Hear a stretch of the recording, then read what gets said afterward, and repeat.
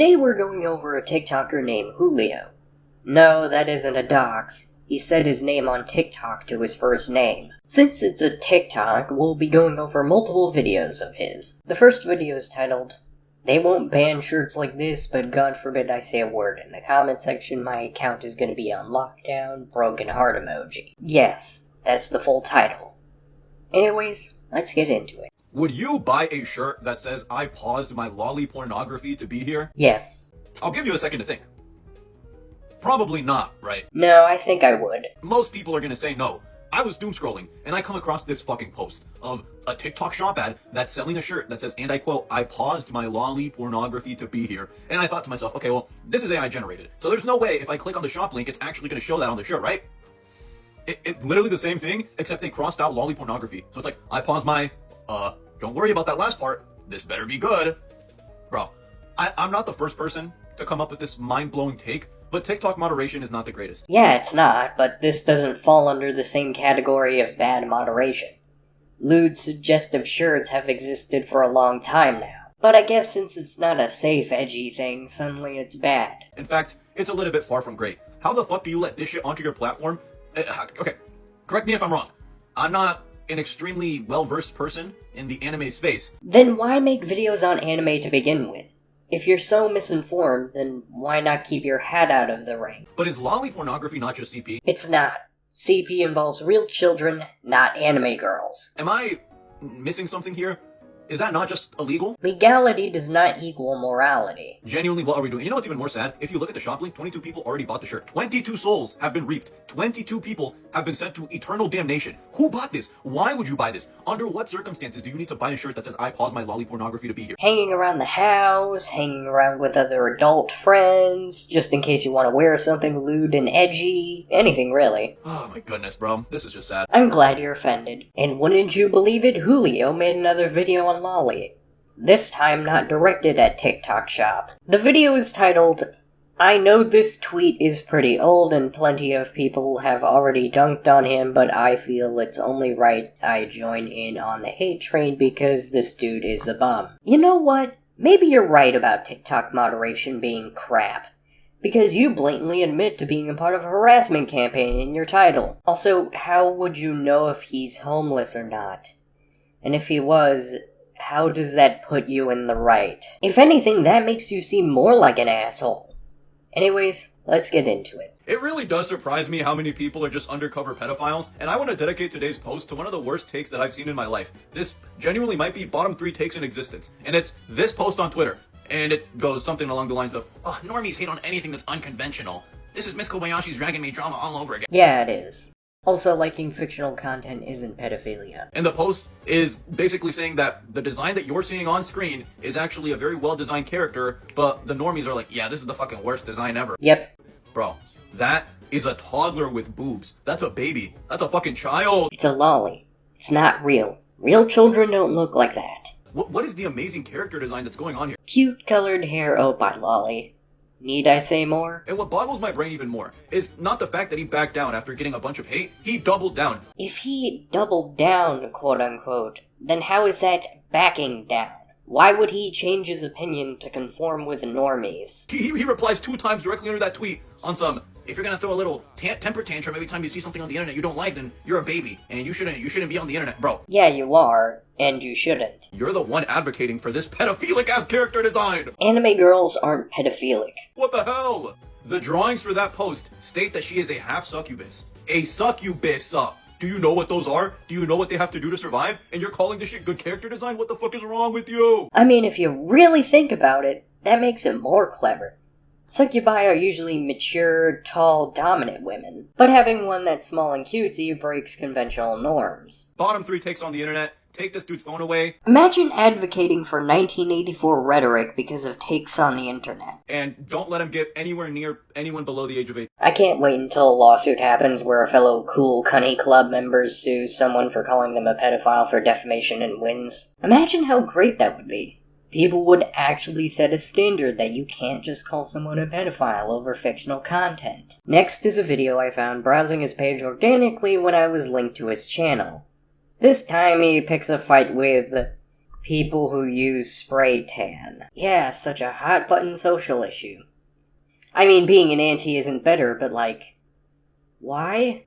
Either way, ain't nobody gonna target my girl Ronco, even if indirectly. The video is titled, I feel like there's definitely people out there that got a little too into spray tan and ended up looking offensive, but it does make me wonder what I'd look like now. Okay, what the fuck is with these titles? What are these fucking titles? Why are they so long? Look at the folder of the video so far. Look at how much I have to stretch the column to make the name show up fully. Your titles do not need to be this long. Regardless, let's get into it. Sometimes I think about getting a tan, like a spray tan, but then I start wondering, isn't spray tan just like the gateway drug to doing blackface? You know, I've been called slurs before, and I'm gonna be honest, it was a less painful experience being called a slur than it was when people on TikTok started inventing racism. Now, we could have an entire conversation about blackface, what it is and isn't, and the actual reasoning to why it exists, but all that wouldn't be needed for the simple fact that people who use spray tan aren't trying to look black. They're trying to look tan. People doing blackface were trying to look black. People getting a spray tan are trying to look tan. I've met white people who look like Latinos because of how tan they naturally are. I've met Latinos who look white because of how they were born. I've seen black people who look Latino because they're not as dark as the average black person. And I've seen Asians who look more white than Asian. I've seen things, I've seen them with my eyes. I've seen things, they're often in disguise. The point is, skin tone and race are two different things. Also, this might be a bit of a controversial take, but I really don't think gateway drugs exist. Even in the context of drugs, if you're a consenting adult, you assume all responsibility for what happens to you. If you end up getting in a hole that's hard to get out of, then that's on you. And the world should not need to conform to your terrible impulse control. Now, I could go on about narcotics and why I don't think they're bad if you're a consenting adult, but this is not about narcotics. This is about spray tan. Why is the topic of gateway drugs even a part of this? Julio's logic doesn't even make sense, even if they did exist. To my understanding, Julio seems to be under the impression that people who like spray tan get an extra desire to look like a different race, even though tan isn't a race, and that non-existent desire will lead them to doing blackface? What? What fucking planet is this? This logic transcends reality. It's so stupid. Bobby, what are you doing? I'm okay, Dad. I'm just transcending reality. Whoa! In the same way that marijuana is the little starter baby drug that could end up getting you hooked on things that are more hardcore, like crocodile and cocaine and meth and all that crazy stuff. Hey Julio, you remember when that police officer came to your school and fearmongered about what you just said? He wasn't trying to help you. He was trying to get you to narc on your parents. Yes, really. If I start doing spray tan, will I then become addicted to making my skin darker to the point where it becomes offensive? No, I'm pretty sure if you tried putting on too much spray tan, you'd look less black and more like a melting chocolate slime monster. And then I'm never going to be able to get a job? That is really my biggest worry. Because if you look at my skin tone right now, it's decently light. It's not like the most pale skin tone in the world, but there was once a time where this skin was at least like 4 or 5 shades darker than it is right now. I was extremely tan, which makes sense because most people in my country are either like borderline light skins or just have very tan skin because it's very sunny over there. People are outside all the time, and that's how I used to be until I moved over to America and I discovered Skylanders, and after that I never stepped foot out the fucking house. And then slowly but surely I just became more and more pale until we have what you see today. Master Eon would not approve of your anti-rhetoric. Also, why not just start going outside more often if you want to be tan? It'll take some time, but you'll get there. But I look back at old pictures of myself, and I'll try to find one. I can't be asked to put it in this video, but I look at old pictures of myself where I am super duper tan, and I wonder what would I look like if I still had that same skin tone right now at this age. I wonder if I'd look better or worse. And I think, okay, I could either go sit in the sun and risk getting skin cancer for an hour or two to try and get a tan. The only way you'd get skin cancer from the sun is if you stay out there with no sunscreen, don't ever take breaks or anything. Just being outside isn't gonna kill you. Next is a video he pinned to his account, which kinda ties into the video we first covered. The video is titled, "Imagine I tried to run for president or something later down the line and dudes just start spamming this photo. It's over from there." Let's get into it. Can we please normalize giving context to the images that we send? Or just at the very least using context in general? I make a video talking about some very questionable shirts that are being sold on the TikTok shop. I would call these shirts illegal, and they are being proudly paraded and presented to TikTok's mass audience of minors. Even though you're the one who got the ad and you're an adult, you could have just not been an auntie. And impressionable children. TikTok is 13 plus. So, I'm thinking in my mind, okay, some people watch my videos. Why not try to do some good? Why not try to shed some light on the bad things that are being sold on the TikTok shop? Because TikTok's moderation is fucking useless. So, I make a video about the shirt. The shirt is titled, "I paused my lolly pornography to be here." And the official shirt is literally the same thing, but it's just crossed out. So, this is weird. This is not something that motherfuckers should be able to buy on TikTok. What are you, MasterCard?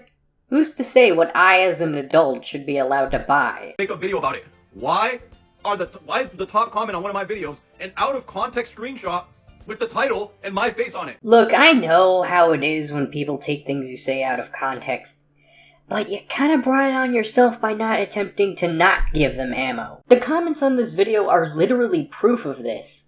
That you being taken out of context is something that has happened multiple times. There's this image in the comments where it says, "I do blackface." There's this one that says, "Because I'm free use." Or this one that says, "I love predators," and right under it says, "Ones that like kids."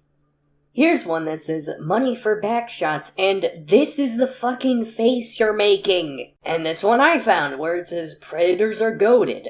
Or this one that says, "I just finished," and it's literally the Miyabi cum meme. You know, the gif of Miyabi making the face and coming, and then there's one with gold ship and pee. You're literally making the face of that meme.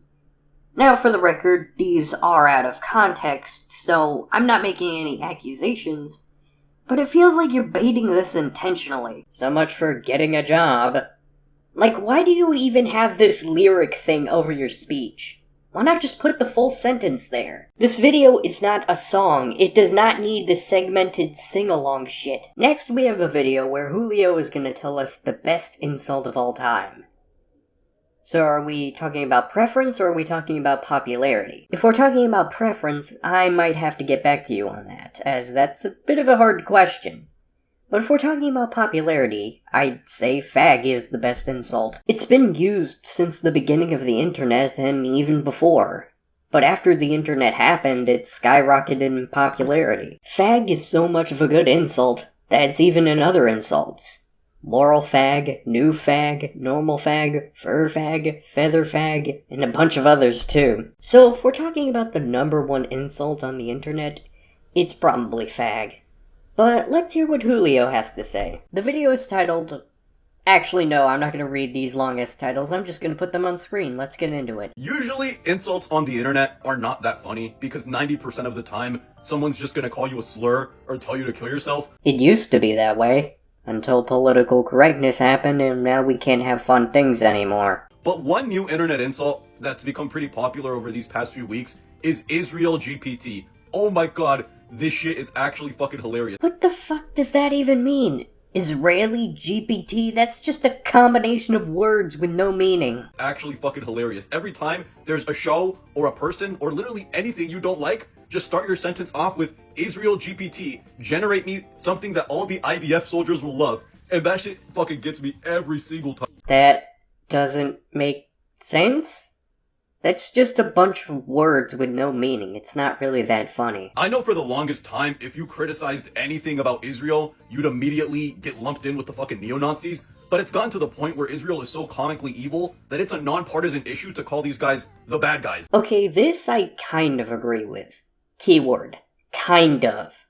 I've always subscribed to the opinion that the Israel-Palestine stuff should not be our problem, And maybe there's more nuance in that both people are dicks in their own right. Though I also subscribe to the fact that not every Jewish person, Israeli, Palestinian, etc. are complicit with what their government does. But I also recognize that back then, if you ever criticized people in power all being Jewish, then you would be deemed hateful or anti-Semitic. I mean, I still find it incredibly ironic that Sparrow says I'm anti-Semitic when I say I can hate Nazis and the rich and powerful Jews equally, but now gets on Vap's case for making fun of woke people pretending to care about Palestine. However, on the subject of that, when people used to, and still do, criticize rich and powerful Jews, they're only talking about the rich and powerful ones. They're not talking about every single Jewish person. What people are criticizing is the fact that maybe an entire religion should not control a significant part of the entire country. Even if it was my own faith, I wouldn't be fine with one single religion controlling the whole nation, because people should have the right to choose, and countries who do run that way tend to be not well run. When the, what I like to call, free Palpatine people talk about Jewish people or Israel, they're lumping in the actions of the Israeli government with just the average Joes who happen to be Jewish, which is acting like a Nazi. Now, am I saying that Julio is a Nazi? No, he's just very shit at humor. But now I hope you can understand the difference between criticizing an entire religion ruling a country and actually being hateful. Afterwards, Julio insults Mushoku Tensei, which I haven't seen, so I can't say anything about it, so we're moving on. Next, we have a video that just makes you go, literally why? This time, Julio wants to discuss the ethics of furry inflation. I'm not kidding. And to be clear, I don't kink shame. If it's between fictional characters and/or consenting adults, then I have no problem with whatever fetish you may have. Here's the title, let's get into it. Is furry inflation ethical? Yes. If it's between consenting adults or fictional, there's nothing wrong with it.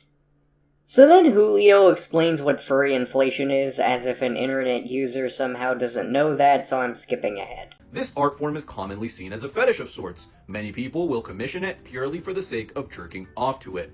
And while these drawings are completely fictitious, we are here to analyze the philosophical implications of furry inflation. People like fat girls, and guys. People like seeing big thing get bigger. There's some nuanced other reasons people like it, but if it's fictional, who cares? To find out if something is ethical, we must find out if it is moral. Morality depends on context, but in the case of furry inflation, it is just another form of self-expression and personal fantasy. What may seem strange to us outsiders is quite normal for the pyrocynicals of the world. Okay, I don't know why you gotta keep bringing up pyrocynical. It feels like you're trying to vaguely insult the people into this fetish while also praising it in such a way that seems like you're giving the benefit of the doubt. To me, it just seems like you're not actually giving the benefit of the doubt and rather condescendingly insulting people for their fetish. Then Julio gives a take that I didn't expect. His take being that because it's fictional, the laws of morality that we have built as humans don't apply, which I 100% agree with. That is correct. However, there's a small part of this I do have a problem with. Why does the same rule not apply to Lolicon? That's fictional. It doesn't impact reality. Why does it also not apply with the whole fiction thing? You can't just apply logic to one fetish and not others. Next, Julio tries to answer the question, is Fuda gay? Yes. If you're a man and you like Fuda, you're gay because penis. If you're a woman who likes Fuda, you're still gay because woman. If you still have friends that make fun of you for being gay in 2025, you need new friends. But let's hear what Julio has to say about it. Let's get into it. Is Fuda gay? Yes. This question has stumped philosophers for many ages. I seriously doubt that philosophers back in the day were thinking about futanari at all. I think back then they were thinking about actual things. What did they do before television? Well, they discovered new continents. They made major breakthroughs in medicine. There are symphonies written. Wow, good thing they invented television, huh? That's for sure. Made us smarter. And that classification exists on a very fine line, a blurred area that doesn't conform itself to our societal measures of gender. There is no binary system. There is no male or female. Are we really out here trying to argue the gender is a social construct thing again? I've already done videos talking about how that actually isn't the case. It's even more ill-fitting when Futanari are literally women. Even though they have dicks, they have vaginas too. There's only one exception to this rule I can think of, and it's Crimvale. So when you ask the question, is Fuda gay, what you're really asking yourself is more so akin to an identity crisis. How comfortable are you treading the waters? How comfortable are you to walk on that very fine line to the unknown? What unknown? It's a woman with a penis. Plain and simple. Gay, straight, bi. These terms are not universal truths. They are tools. Tools that we have created in order to make a little sense out of human complexity. Are you suggesting the fact that we have words for sexuality is somehow a problem? They're useful tools, sure. It helps us categorize people, but they're not the end-all be-all. I'm pretty sure if you're straight, you can't just magically like the same gender, but okay. Futanari breaks these limits wide open, and it shows us that attraction does not have a map. It doesn't care what lines you draw, what genders you identify. It shows us that attraction is raw, unfiltered. That is what the question truly hints at. So in the end, to answer the question, is Fuda gay? The answer is, it was never about whether it was gay or not. The real answer lies within the human obsession to put everything into categories, to make everything make sense. That's not answering the question, that's just dancing around it. Anyways, gamers, have a good night. I was gonna make this video longer, but the video after next is something that I just have to cover sooner or later. You'll see why eventually. Until next time, gamers, have a good night.